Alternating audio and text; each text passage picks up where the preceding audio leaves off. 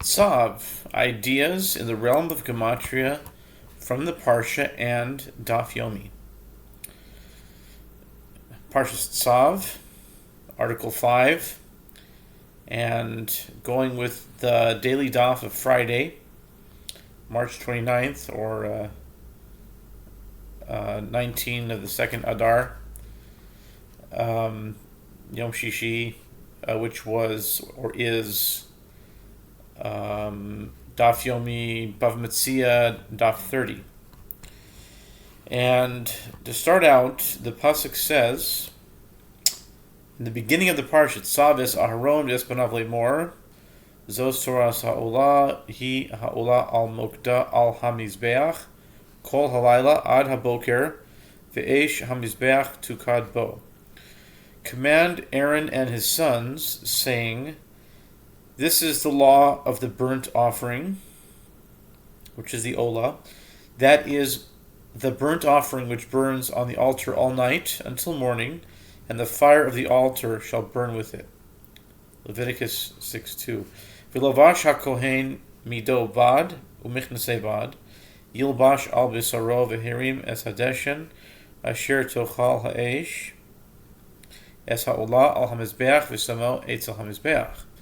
And the Kohen shall don his linen tunic, and he shall don his linen trousers on his flesh, and he shall lift out of the ashes into which the fire has consumed the burnt offering upon the altar, and put them down next to the altar, shall burn with it.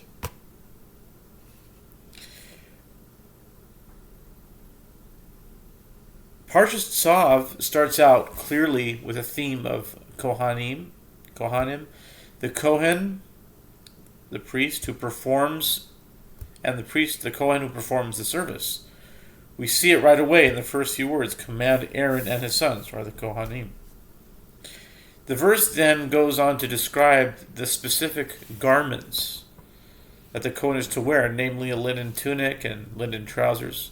With such a predominant theme of Kohanim and their service here and throughout the Parsha, it is not difficult to make a connection between this Parsha and the daily Daf, which is Bav Metzia Daf 30. For many young Cheder/Yeshiva boys, this chapter of Elam Metzias, the second chapter of Bav Metzia, is the first Gemara that is learned around 5th grade. So it may be familiar. This Gemara on Bav Metzia 30a, which says, Matzasak o kupa v'chol davar she'im darko litol, hareze lo yitol, minahanimili, de tanarbana v'hisalamta. Pa'amim shata misalem, ufa'amim she'iyata misalem. The Mishnah teaches, if a person found a sack or a basket or any other item that is not his typical manner to take and carry because it is beneath his dignity, he shall not take it. The Gemara asks, from where are these matters derived? It is, as the sages taught in a Brisa, it is stated with regard to the return of a lost item. And the pasuk, the verse says, you shall not see your brother's ox or his sheep wandering and disregard them. You shall return them to your brother. Deuteronomy 22, verse 1. The Tana explains that the phrase, and disregard them, v'hisalamta, means that there are occasions in which you may disregard lost items, and there are occasions in which you may not disregard them. Haketzad continues on to say, how so? How is the case?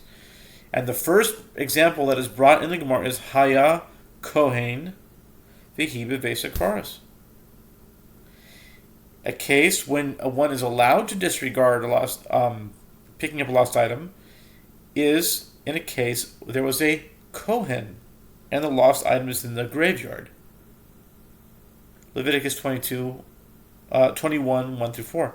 Or when he was an elderly person and is not keeping with his dignity to tend to them, or whether the value of his labor was greater than the value of the lost item of the person. In other words, the finder was to return the lost item, reimbursing him for the lost wages would cost more than the value of the item. Therefore, it is stated, and disregard them. But the Gemara brings 3 cases, but the very first one is the Kohen. then the elderly person, and then a time when it would make a person lose money. So how timely is it that we have a case of a Kohen on the daily daf of a Parshah that talks specifically about Kohanim and their service? In this case of the Gemara, if a lost object is lying in a cemetery and is seen from a distance by a Kohen, he is legally allowed to ignore the Torah-mandated mitzvah of returning the lost object because of his prohibition to become impure by becoming in contact with the dead. He must maintain his holy state. Why is it so important for the Kohen to remain in this holy state? It is because the Kohen is a pure and receptive vessel of the holiness of God in order to perform the services of sanctification and atonement for the nation of Israel.